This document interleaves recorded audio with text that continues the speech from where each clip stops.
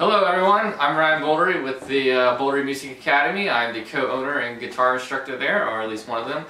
Today for our first YouTube lesson series, we are going to be talking about a frequently asked question that I get, and that question is, what are these chords I see people playing higher on the neck? And then sometimes they'll elaborate with, well, they look like they're only playing a few strings when the player themselves are used to playing these big open chords that use 5 or 6 strings. And the other thing they'll notice is that some of these higher chords also have the same shape as the open chords. So for example, this guy gets brought up a lot. Looks like a D major shaped chord down here, but it's played higher on the neck and it still sounds good. And then sometimes they'll move it around and they'll notice, well, it doesn't sound so good here. So we'll be talking about that today. Alright, so let's get into it. So let's talk about the G chord first. So, from the G chord here, we have 6 strings we're playing. But, to understand these higher shapes, we must first figure out what are the names of the individual notes we're playing here, alright? Now, I have a diagram that will appear on screen that you will see that even though we are playing 6 strings, there's really only 3 notes. There's G, there's B, and there's D. So, all those notes together make up a G major chord, and it is true that in the most kind of basic way that chords are made up of 3 notes, okay? And what we need to understand here is that any combination of those 3 notes make a viable G chord. So one of my favorite shapes, one of my favorite ways to play a G chord is literally just the open strings here. Alright, and that counts because we have G, we have B, and we have D. So, what I'm going to show you today is a couple variations of those 3 notes that people play to play a G chord higher on the guitar neck, alright? And then you'll see these in the PDF. So, here's the first one. Here's the second one. Here's the third one. And there you go. So, to show you that they're all viable G chords, I'm going to play a little clip I made. It's just kind of a G chord drone, and you can see that all 3 of these shapes sound, they fit like a glove over top of it. So here I go.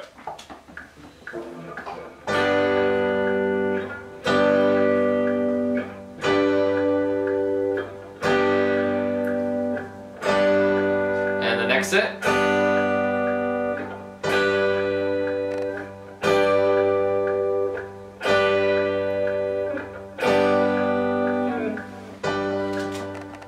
Alright, as you can see, every single one of those permutations of G, B, and D all fit to make a G chord.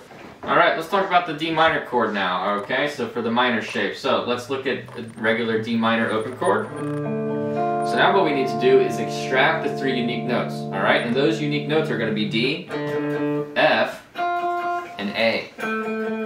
So now that we know what 3 notes we need to build a D minor chord, let's look at the permutation. So the first one starts there, the second one, and then the third one.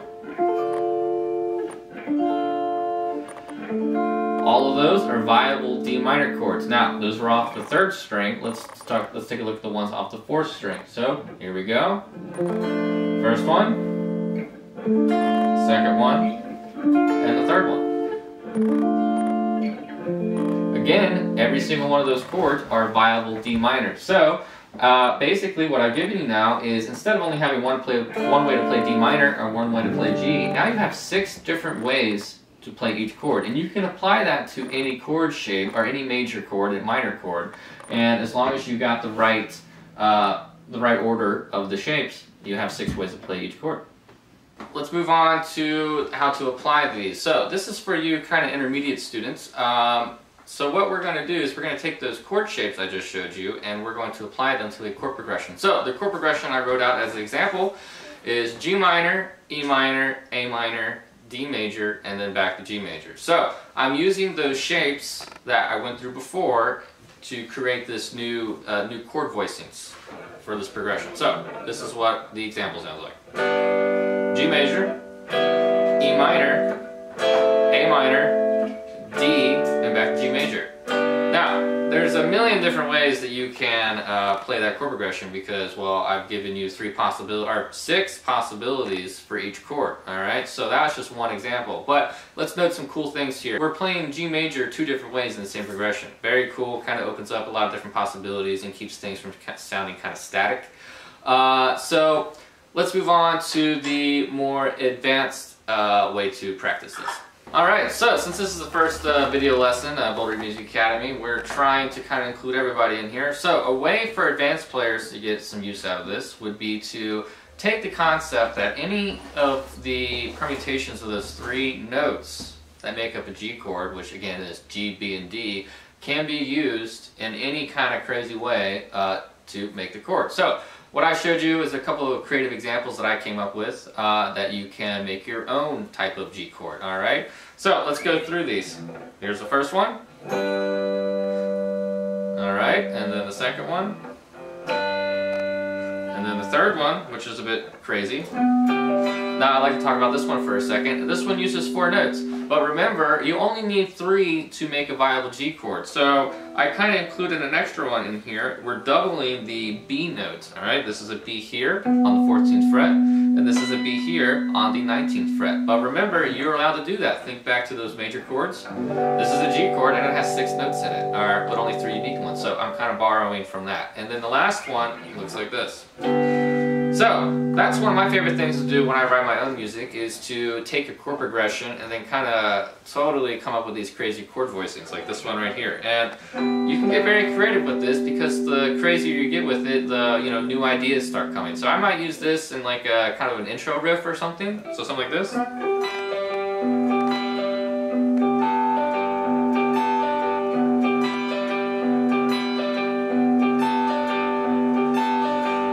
Sounds pretty cool, right? Even though it might look like a totally weird, crazy chord. So, kind of hunting around like that and figuring out your own ways to play them kind of leads to some interesting stuff. Alright, that pretty much wraps up our first video lesson for the Boldery Music Academy YouTube channel. I'm going to leave you with some kind of closing thoughts. So, how to take all this stuff kind of to the next level by yourself? Well, each of these shapes I've given you, they all have different names. Now, they're all G chords, and they all function as G, or in D minor in the second case. But in order to tell the difference between all of them, they all kind of have different chord names. So for example, that's G major, but in this case, if we wanted somebody to play this specific shape, we would say it's G/B. I'm sure some of you have seen those chords before. This one comes up a lot. D major/F sharp. It's a D major chord, but with an F sharp at the bottom. These kind of function the same way. So I'll just give you a brief example here to leave you. That's G major, but with a B in the bass. The next one, here, this guy, that's G major, but with a D being the lowest note.